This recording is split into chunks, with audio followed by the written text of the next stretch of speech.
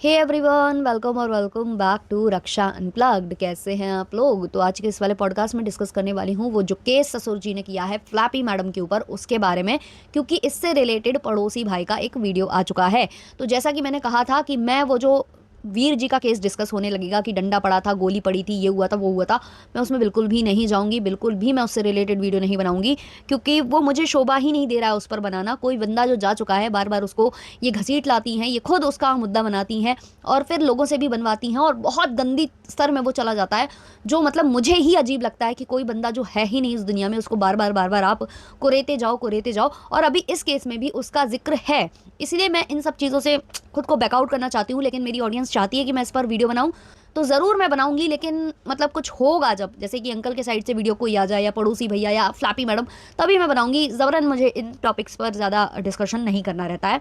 तो अभी जो है ना, जो पड़ोसी भैया हैं उन्होंने एक वीडियो बनाया है जिसमें उन्होंने एक स्क्रीनशॉट लगाया है, मतलब कुछ डॉक्यूमेंट्स लगाए हैं, जिससे ये प्रूव होता है कि जो ससुर जी हैं उनके खिलाफ जो है शिकायत पहले जाकर फ्लैपी मैडम ने की थी। और जो शिकायत की थी वो शिकायतनामा पूरी तरह से आप वहाँ जाकर पढ़ सकते हो, जहाँ पर साफ तौर पर यह लिखा गया था कि मेरी पहली शादी जो है वो इनके पुत्र के साथ हुई थी। उसके बाद जो मेरे पहले वाले पति हैं उनका जो है कोरोना काल में निधन हो जाता है, जिसके बाद मेरी दूसरी शादी ये करा देते हैं अपने बेटे से। उसमें इन्होंने साफ लिखा है कि इन्होंने करा दी उन बेटे से। मतलब सोचिए वो परिवार कितना अच्छा होगा ना, एक विधवा का पुनर्विवाह कराया उन्होंने, है ना। तो उन्होंने करा दी थी। फिर ये आगे लिखती हैं कि जिनका एक्सीडेंट करा दिया गया, मतलब सेकंड वाले हस्बैंड का एक्सीडेंट करा दिया गया, वो हुआ नहीं, करा दिया गया इनके अकॉर्डिंग, और कराने वाले हैं अंशु एंड फैमिली, उनका नाम लिया गया है उसमें। और ये भी लिखा गया है कि जो मेरे ससुर जी हैं उन्होंने मुझे मार पीट कर घर से निकाला। मार पीट के घर से जो इंसान निकलता है वो कैसा निकलता है वो भी आपने देखा होगा। और पड़ोसी भैया ने तो सीसीटीवी फुटेज डाल ही दी थी कि ये कैसी निकली थी घर से, है ना। तो सबने देख रखा है वो। अब हाँ, एक चीज़ और सबने देख रखा है, इससे मुझे याद आया कि बहुत सारे लोग ऐसी हैं, नई ऑडियंस जो अभी जुड़ी हुई है इनसे, फ्लैपी मैडम के शायद बाल काटने के बाद से जुड़ी है इनसे। तो वो आकर ना रिएक्शन चैनल वालों से सवाल करती है, फिर यहाँ वहाँ जाकर सवाल करती है। कुछ नए लोग भी रिएक्शन जैसे दे रहे हैं, तो उनको पूरी डिटेल्स नहीं पता है। जैसे कि होता है ना कि रामायण पूरी बीत गई, अब राम कौन सीता कौन, तो वो लोग लगातार क्वेश्चन ही कर रहे हैं। भाई अब आंसर हम नहीं दे सकते हैं, आप इनके पुराने वीडियोस देख लीजिए, आप रिएक्शन चैनल वालों के पुराने वीडियोस देख लीजिए, आपको उत्तर मिल जाएगा।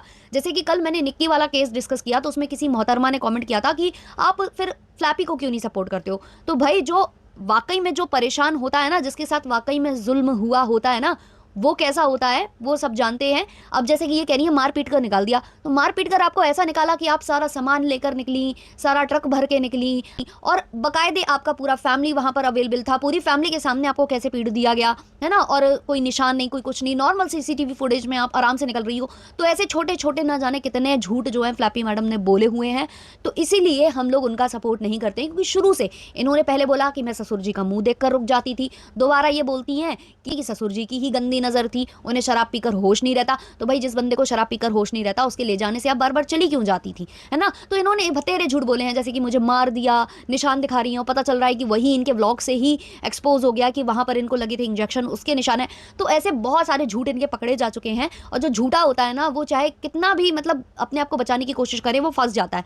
तो भाई जिनके साथ वाकई में जुल्म हुआ होता है, वो ऐसे माफी वाफी मांगकर बुलाते नहीं है वापस। तो जो पूरा लेटर है, जो शिकायतनामा है, वो आप पूरा पढ़ सकते हो, जिसमें इन्होंने लिखा है कि जो मेरे ससुर जी हैं वो मेरे से करना चाहते थे, एक बच्चा चाहते थे, क्योंकि मेरी दो बेटियां थी, और वगैरह वगैरह इन्होंने सारे इल्ज़ाम वहाँ लगा दिए हैं। और मतलब बहुत ही गंदा लगा वो देखकर। अब सोचो, ये जो लेटर ये मैडम दे रही हैं, जाकर पुलिस थाने में एप्लीकेशन दे रही हैं, इसके बाद सामने वाला अपने बचाव के लिए वो मतलब ये भी ना करे कि ये इल्ज़ाम अगर किसी ने मेरे ऊपर लगा दिए हैं तो उसका बचाव भी ना करे वो बंदा।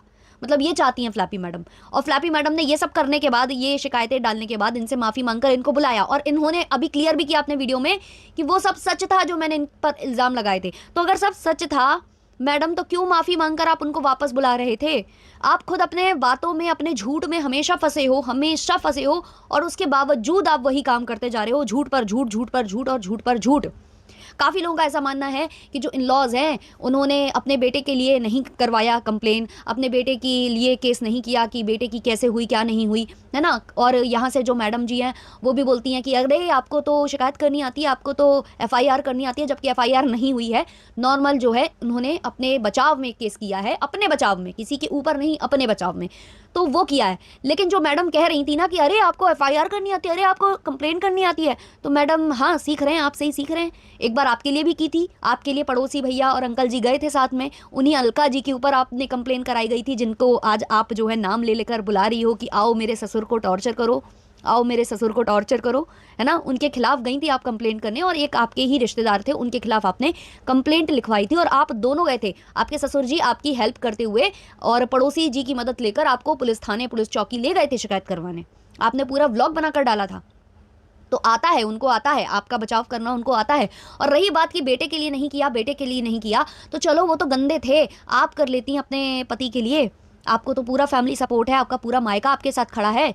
लेकिन आप शायद भूल गई हो कि एक व्लॉग आपने ही बनाया था, जहां आपने अपने मुंह से बोला था, जब यही अलका जी बोल रही थी कि अपने पति को न्याय दिलाइए, तब आपके ही शब्द थे कि मुझे अपने पति को न्याय नहीं दिलाना, आप क्या चाहती हो कि मैं अपनी बच्चियों को जोखिम में डाल दूं, मैं अपनी बच्चियों की जान दांव पर लगा दूं, क्योंकि अगर हम लोग ये करेंगे तो बच्चियों की जान को खतरा रहेगा। ये आपके स्टेटमेंट थे।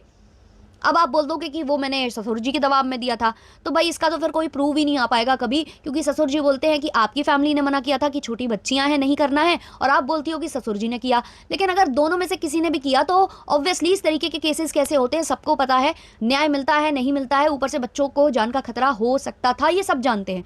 तो बहुत सारी ऐसी फैमिलीज होती हैं जो नहीं भी करती हैं, है ना। और रही बात पैसे की और कैसे की, तो वो आप सब प्रूव कर सकते हो, आपके पास पूरा चांस है। जैसे कि लोग कल बोल रहे थे ना कि वो बेचारी है उसके साथ जुल्म हुआ है, तो नए नए लोगों को लग रहा है जुल्म हुआ है। जो पुराने पुराने लोग हैं वो क्या कमेंट कर रहे हैं फ्लैपी जी के कमेंट सेक्शन में, वो आप पढ़िए, वो सारे पुराने लोग हैं, वो इनकी शुरू से देखते आ रहे हैं कि इन्होंने कितने झूठ बोले हैं और कैसे कैसे ऑडियंस को मैनिपुलेट किया है।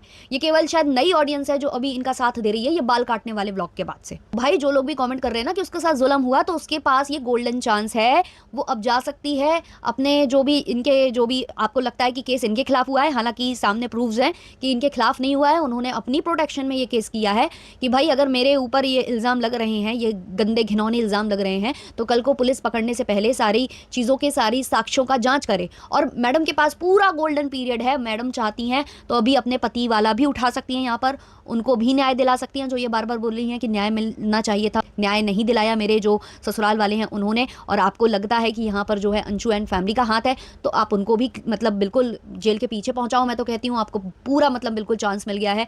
और आप ये भी प्रूव करो कि आपके जो ससुर जी हैं वो आपके साथ कैसे गंदी हरकतें करते थे, कैसे आपको टच करते थे, क्या करते थे, या IVF कराना चाहते थे या बच्चे पैदा कराना चाहते थे, सारी चीज़ों का अब आपके पास चांस आ चुका है कि आप इनको प्रूव करो जाकर।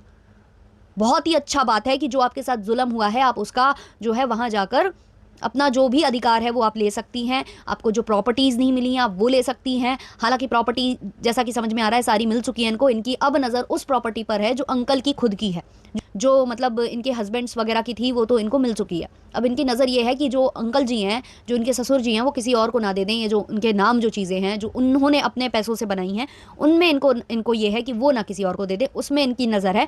लेकिन अगर आप ये कहती हो कि आपके पतियों की भी आपको नहीं मिली है, तो अब आप सब ले सकते हो लड़कर, आप कोर्ट जाओ। अब आपको गोल्डन मौका मिल गया है, आपके इन लॉज ने अपने पैरों पर कुल्हाड़ी मार ली आपको वहाँ बुलाकर। आप जाइए, आप एक एक चीज़ प्रूव कर दीजिए, आपके पास तो प्रूफ्स के भंडार रहते हैं, है ना। तो आप एक एक चीज़ को प्रूव करिए वहाँ पर और दिखाइए कि कैसे आपके साथ गलत हुआ था, कैसे टच करते थे, कैसे चोट लगी थी, सब दिखाइए आप। वीडियोज़ और जो भी आपके पास है फोटोज़ वगैरह वो सब आप दिखाइए, वहाँ प्रूव करिए कि ये लोग इतने गंदे हैं, इन लोगों ने मेरे साथ ये किया। इससे आपको न्याय मिल जाएगा, जो न्याय आपको सोशल मीडिया पर कभी मिल ही नहीं सकता था, जो आप कर रहे थे वो वहाँ मिलेगा।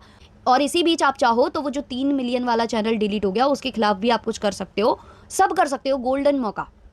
और इन्होंने एक चीज़ और बोली थी कि अब मुझे बहुत बार बार जाना आना पड़ेगा, मेरा पैसा खर्च होगा। तो अभी तो आप कुछ दिन पहले बोल रही थी कि मैं अकेली हूँ, ना तो मैंने मायके के उससे ना ही ससुराल के उससे, अनपढ़ होते हुए मैंने अपने दम पर घर बना लिया, गाड़ी खरीद ली, बहुत सी चीज़ें कर ली, लड़कियों की जिम्मेदारी निभा रही हूँ। तो जब आप इतना सब कर सकती हो, तो अथाह जब आपके पास पैसा आ चुका है, आप इतना अर्न करती हो, खुद आप बोल कर गई हो, तो पैसा खर्च करने में तो आपको बिल्कुल भी सोचना चाहिए नहीं। और ये तो अच्छी बात है ना, जो आप पैसा कमा रही हो, अब आप स्टेबल हो, आप अपने पैरों पर खड़ी हो, तो उस पैसे का इस्तेमाल अगर आप अपने पति को न्याय दिलाने के लिए करोगे तो ये तो बहुत ही अच्छी बात होगी। और उसके बाद तो इन लॉस कहलाएंगे ही कि वो तो खराब थे। देखो, उन्होंने अपने बेटे को न्याय नहीं दिलाया, लेकिन बहू ने अपने पति को न्याय दिलाया, ये आपके नाम एक ताज हो जाएगा। दूसरा जो आपने कहा कि घूमना फिरना पड़ेगा, बार बार आना जाना पड़ेगा, तो इतनी बार जाना आना नहीं पड़ता है। और अगर जाना भी पड़ जाएगा तो उससे ज़्यादा तो आप वैसे भी यहाँ वहाँ जाते ही रहते हो, आप कहीं गाँव कहीं ना कहीं आप जाते रहते हो, तो आपके लिए एक अच्छा ही है कि आपको कहीं तो जाने को मिल रहा है ना, तो आप उसकी ब्लॉग बना सकते हो। आप तो वैसे भी ब्लॉग हर एक चीज़ का बना देते हो, तो ये तो बहुत ही नॉर्मल सी बात है। हालाँकि मैं यही आपको सजेस्ट करूँगी, कचहरी के अंदर का मत बनाना, बाहर जो ढाबा ट्रैवलिंग जो चलेगी आपकी, जो आपका रूट वगैरह रहेगा, बस उसी का बनाना, वरना उससे भी आपका मतलब आप उसमें जा सकती हो परेशान में। तो चलिए इस वाले पॉडकास्ट को रखते हैं इतना ही, मिलते हैं जल्द ही नेक्स्ट पॉडकास्ट के संग, तब तक के लिए बाय बाय।